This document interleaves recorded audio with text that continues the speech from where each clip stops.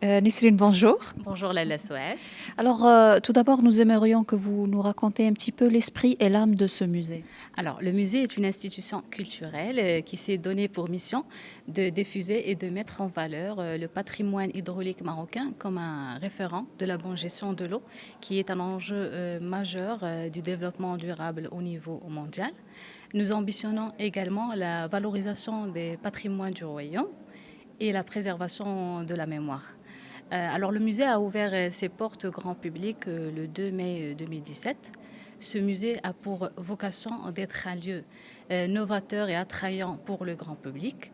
Il a été fondé par le ministère des Habous et des Affaires islamiques, projet qui est inédit à Marrakech. Il a été créé en hommage au génie marocain dans la gestion de l'eau, au rôle historique également des Habous dans la régie de l'eau et en hommage à l'œuvre contemporaine de feu Sa Majesté le roi Hassan II et Sa Majesté le roi Mohamed VI Lansro dans la politique et les réalisations hydrauliques du royaume. Alors, on a vu un petit peu l'architecture du musée. Est-ce que vous pouvez nous dire comment il a été pensé? Alors, le bâtiment déjà comprend un auditorium, une cafétéria et une salle de l'exposition permanente. Alors, celle-ci, elle est aménagée sur 3 niveaux. Elle offre 4 axes distincts qui s'offrent aux visiteurs. Donc, on a premièrement la question de l'eau et de la science. L'eau et l'homme à travers l'histoire, des réalisations hydrauliques contemporaines du royaume et de l'avenir, des défis et des nouvelles technologies relatives au domaine. En fait, la visite, elle offre une expérience d'immersion dans la thématique de l'eau, faisant l'objet d'un traitement scénographique magnifié par un show son et lumière spectaculaire. D'ailleurs, on va le voir à la fin. Nous savons tous que l'eau est une source rare et qui se raréfie avec le temps.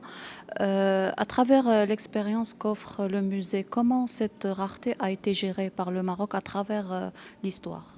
En fait, cette problématique hydraulique complexe existe au Maroc et nos ancêtres ont adapté depuis des siècles des techniques pour la bonne gestion et la durabilité de cette ressource vitale.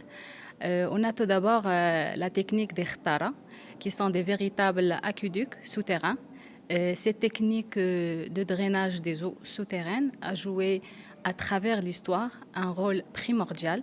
Les khtara représentent un véritable patrimoine immatériel et ingénieux. Nous avons également les puits traditionnels qui ont coexisté plusieurs décennies. Ils permettent de mobiliser l'eau des nappes phréatiques. Aujourd'hui, de nombreux puits traditionnels ont été modernisés avec la mise en place de motopompes. En ce qui concerne les séguias, le fonctionnement de ce système de transport est simple. Il consiste à collecter les eaux des pluies et des eaux souterraines. D'autre part, on a aussi la mtfia, qui est un réservoir souterrain permettant l'agrégation et le stockage de l'eau dans les maisons pour satisfaire les besoins domestiques en eau potable.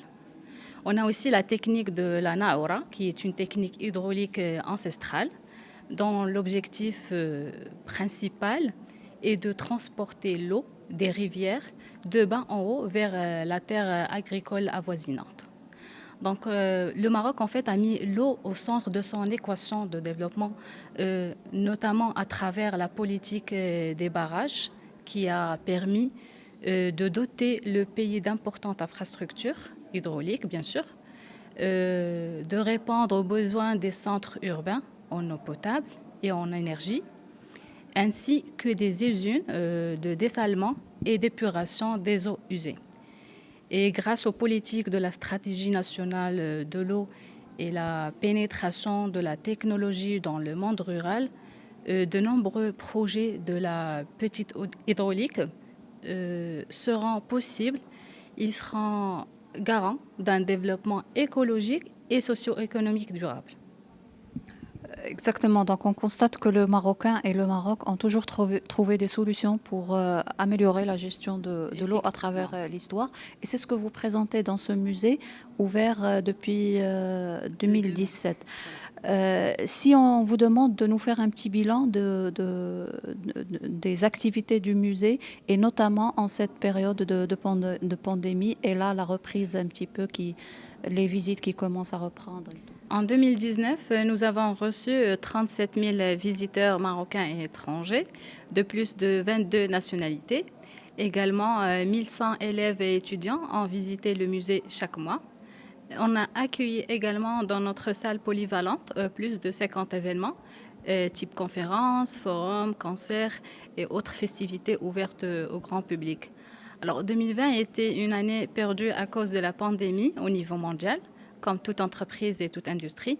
La reprise est un peu lente cette année.